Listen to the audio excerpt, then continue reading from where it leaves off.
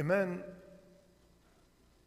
once went to the hospital to get a general checkup. And when he saw the doctor, from the way he looked, he said, "Are you a Muslim?" And the doctor said, "Yes." He said, "I want to ask you a question." I said, "Go ahead." He said, "I am a multimillionaire. I have 4 or 5 houses around the world that I own, many cars, vacations all the time. I dress with the best of clothing, eat the best of food. But I am so stressed, and I always have that tension to the level that I even thought of committing suicide." So the doctor, the Muslim doctor, said, "What do you do if you want to please your eyes?" He said, "I look at a natural scenery, waterfall, beautiful garden." He said, "What do you do if you want to please your nose?" He said, "I smell beautiful fragrance." He said, "What do you do if you want to please your ears?" He said, "I listen to classical music." He said, "Is it possible that if you want to please your eyes, you eat something delicious?" He said, "No." He said, "Why?" He said, "Because the tongue is not the tool that will give me joy in my vision. It's the eye."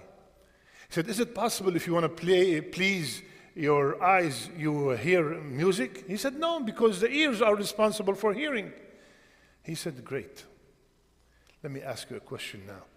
Where is that pain that you're talking about? Where do you feel it?" He said, "Right here." He said, "Right here in my heart." He said, "So the pain is in your heart and you're pleasing the eyes and the ears and the tongue and the nose. You're not pleasing the right organ. Just like when I asked you if you want to please your eyes, you will not eat something delicious. So you are trying to cure one of the organs by pleasing other organs and ignoring what pleases this organ." So he said the normal question. He said, "So what is the tool of pleasing the heart?" He said, the Muslim doctor said, "To be connected to its creator. The only way for this heart to be pleased is by being connected to its creator. And that is by saying, La ilaha illallah, Muhammadun Rasulullah." Now I'm not going to tell you a dramatic end that the guy became a Muslim and he took the Quran and he promised that he will look into it. My brothers and sisters, if you ask anyone here, if you ask any human being, what do you want in this dunya? The Muslim, non-Muslim, Arabi, non-Arabi, poor, rich, sick, healthy, young, old, male, female, everybody wants happiness. Nobody ever tell you, "I would love to be miserable." Everybody wants happiness. And everyone's definition of happiness vary. Some people think that happiness is by acquiring a lot of wealth. Some people is by committing adultery and doing drugs and gambling and drinking alcohol. Some think by being famous and have a lot of recognition. Some people think that by having a lot of children and grandchildren and a huge tribe. Let's check from the Quran what is the reason for true happiness. There's no better source. Any psychologist, psychiatrist, they might tell you, and this is their opinion, and they might be right, they might be wrong, but now we are going to the Creator Himself to tell us how to have or to earn a happy life. Allah Azza wa Jal, the Khabir, the all expert, the Azim, the all great, the wise, the Hakim, the all wise, the Alim, the all knowing, He is giving us the definition and the tools to earn a happy life. So wallahi, we should be all ears, and if your goal, which is, it is your goal, to have a happy life in this dunya and earn Jannah in the Akhirah, Allah Azza wa Jal gave us the answer in Surah An-Nahl. من عمل صالحا من ذكر أو أنثى وهو مؤمن فلنحيينه حياة طيبة ولنجزينهم أجرهم بأحسن ما كانوا يعملون. Allahu Akbar. Whomsoever does righteous deeds, two conditions that Allah gave us in order to earn a happy life. Whomsoever does righteous deeds, male or female, and he or she are true believers, I, Allah, guarantee them a happy life. In this dunya and in the Akhirah, I will reward them with the best they have ever done. So the formula, 1 + 1 = 2. Amal salih, righteous deeds, plus Iman equal happy life. Now before we continue, let's define happy life. Happy life is when you have a righteous spouse waiting for you at home. Happy life is when you have a peaceful home. Happy life is when you cry when you miss Fajr. Happy life is when you feel so much joy when you are helping others. Happy life when you have halal income. Happy life when you are in need for none other than Allah Azza wa Jal. Happy life is when you surround yourself with righteous company. Happy life when you feel content with whatever Allah decreed. This is happy life.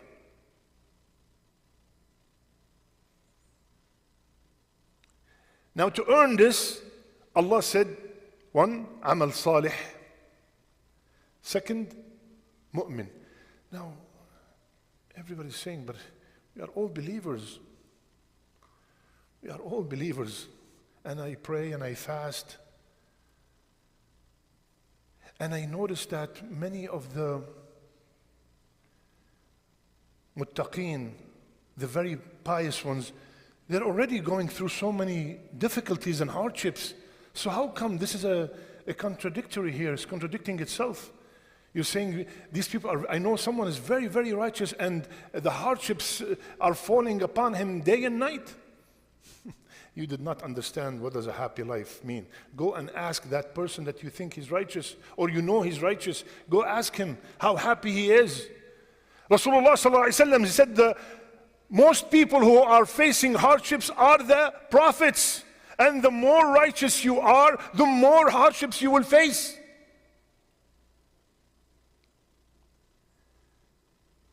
Amal salih, righteous deeds.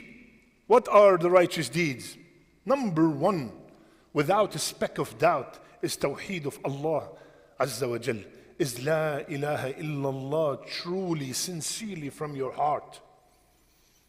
Believing in it, living by it. Second is salat, ya akhwan. Salat.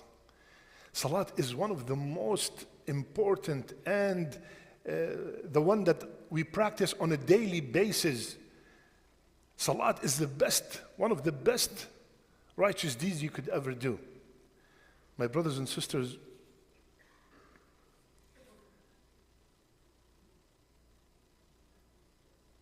if you are expecting to be happy and having peace at home and having righteous children and you do not pray, you are wasting your time. If the shaitan fooled you, please listen carefully. If the shaitan fooled you and told you come to Jumu'ah and you are set, you don't have to pray the rest of the week, wallahi, he got you. He got you big time. وَلَقَدْ صَدَّقَ عَلَيْهِمْ إِبْلِيسُ ظَنَّ فَاتَّبَعُوهُ. And Iblis whispered in their ears and they made them think that they are very righteous. They come to Jumu'ah. This is a great step, don't get me wrong. This is a great step that you are coming here and hearing these words. But don't ever be fooled thinking that this is it. This is sufficient. I don't have to pray the 5 daily prayers. Amal salih, righteous deeds, being good to your parents. Since we have a lot of youth here, ask yourself, you don't have to tell me, you don't have to tell anybody, how's your relationship with your parents? How do you feel about your parents? Do you feel that your parents are pleased with you or they are having sleepless nights because of all the troubles that you are putting them through?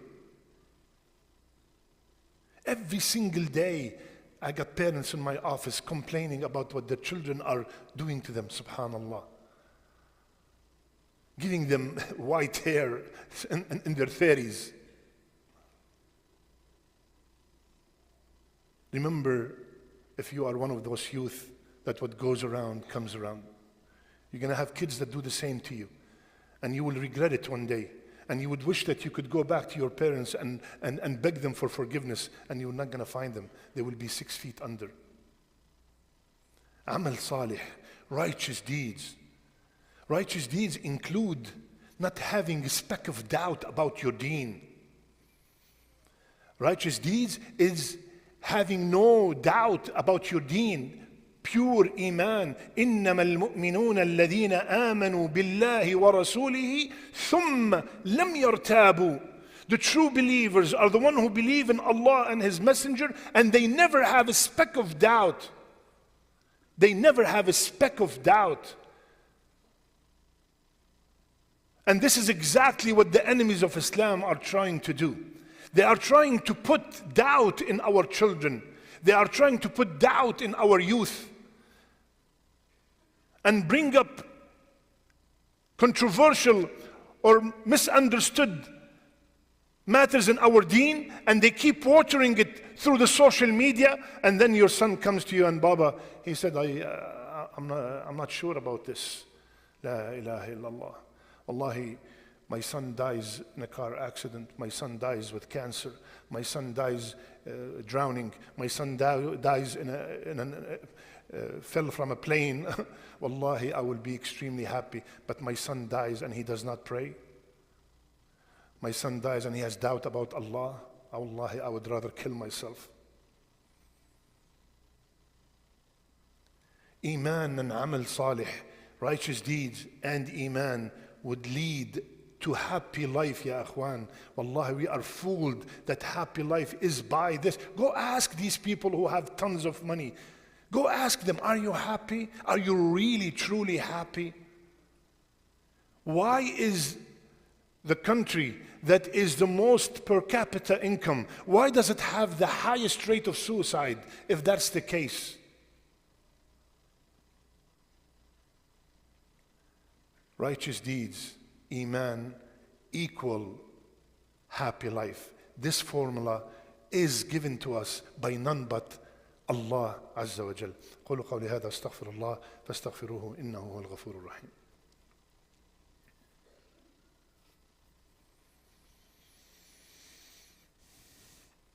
بسم الله وحده والصلاة والسلام على من لا نبي بعده. Someone is saying, but I am, alhamdulillah, I pray, I fast, I do my zakat, I am a good person, I don't harm anybody, I do not commit, the very well-known sins. And I am a believer, I believe in Allah, Al-Kutub, Rusul, everything. But my life is miserable.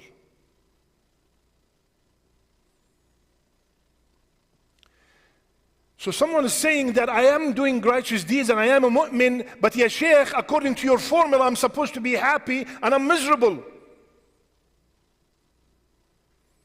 I'm not happy at all. 1 + 1 = 2 and I keep getting 5, 6, 80. Go back. Something's wrong with your amal salih or something's wrong with your iman, because the formula is intact.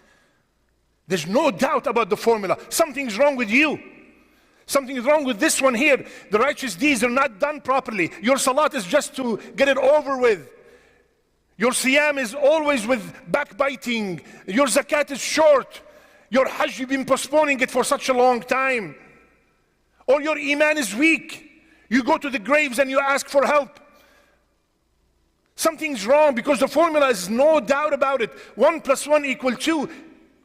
Amal salih plus iman, promise from Allah that you will get happy life. I'm not getting happy life. Go back here, behind the equal. Either the amal salih is not right, or the iman is weak. There's no doubt whatsoever.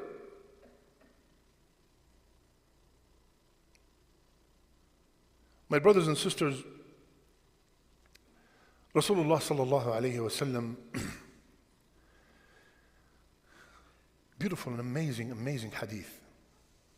He said, Jibreel alayhi salam came to me and inspired to me, and he said, listen carefully please, no soul will die until it has completed its appointed term and received its provision in full. Yani, no soul will die until it reached the age that Allah decreed, and every single penny that Allah decreed. Continue. So, Jibreel is saying, have taqwa of Allah, and do not be desperate in seeking provision, and do not let the delay of provision make you seek it through haram means, because whatever is with Allah can only be earned by obeying Him. How many times we are tight in income, so we go through haram in order to make a living. This hadith says, literally, do not let the delay of the provision make you go through haram, because whatever is with Allah, which is everything, cannot be earned except through obeying Him. Whatever is with Allah cannot be achieved except through obeying Him. Peace at home is from Allah. It cannot be achieved through disobeying Him. Halal income is from Allah. Righteous children are from Allah. You cannot get that unless you are obeying Allah Azza wa Jal. Do not seek it through haram means. And Rasulullah sallallahu alayhi wa sallam said, the one whom his main concern is dunya, Allah will scatter all his affairs and make him fear poverty constantly. And whomsoever his main concern is akhirah, he wakes up in the morning thinking, am I pleasing to Allah? Is Allah pleased with me? Did I do something wrong yesterday? Ya Allah, forgive me. Am I going to Jannah or am I going to Nar? He's always thinking about the Akhirah. He never takes any decision that is not pleasing to Allah. Wallahi, if this job is paying me $400,000-$500,000 a year and Allah is upset with me, drop it. Wallahi, you're gonna suffer in the dunya, you're gonna suffer in the grave, and you're gonna suffer in the akhirah. Drop it, drop it. Do not deal with alcohol. Do not open smoke shops. Stop opening smoke shops. For God's sake, stop opening smoke shops. Everywhere, everybody who owns smoke shops, 90% are Muslims. Again, they're seeking the halal rizq through haram, through disobeying Allah Azza wa Jal. You will suffer. You will suffer. And whomsoever make the akhirah his main concern, what happens? Rasulullah sallallahu alayhi wa sallam, he will be, Allah subhanahu wa ta'ala will settle all his affairs and make him feel content with whatever he has. And وَأَتَتْهُ الدُّنْيَا رَاغِمَةً, and the dunya will come running to him. And the dunya will come running to him. Yani buy one, get one free. Make the akhirah your concern, you will get the dunya and the akhirah. Make the dunya your concern, you will lose both. This is, ya akhwan, wallahi, if it's me saying these words, tell me, go home, habibi. This is the one that you follow with every single move. This is the one that you're crying and begging Allah to make you meet in the day of judgment. This is the qawl of Rasulullah sallallahu alayhi wa sallam. May Allah gather us all with him. Ameen ya Rabbil Alameen. My brothers and sisters, in order to have a happy life, we have to connect this heart to its creator. Very simple, straightforward ayah. Ala bi dhikrillah tatma'innul qulub. Wallahi, your heart is like the first story. Your heart is not at ease. Allah is saying, by the remembrance of Allah. And this word dhikr includes salat, dhikr, siyam, being good to others, being good to your neighbor, being good to non-Muslims, being good to everybody around you, kind and loving and caring. Tatma'innul qulub. Our hearts will feel at ease. وَمَنْ أَعْرَضَ عَنْ ذِكْرِي فَإِنَّ لَهُ مَعِيشَةً ضَنْكَ. And whomsoever stay away from my dhikr, you stay remembering me, you will have tranquility in your life. You are away, Surah Taha, you're away from my dhikr, you will have a miserable life. Danka. Again, the words of Allah Azza wa Jal. مَنْ أَعْرَضَ عَنْ ذِكْرِي فَإِنَّ لَهُ مَعِيشَةً ضَنْكَ. Miserable life. May Allah grant us all a happy life. May Allah grant us all a good end. May Allah make our last deeds our best deeds, and our last words, La ilaha illallah. May Allah gather us with Rasulullah sallallahu alayhi wa sallam in the Firdaus al-A'la. اللهم اغفر لنا ذنوبنا وإسرافنا في أمرنا وثبت أقدامنا وانصرنا على القوم الكافرين.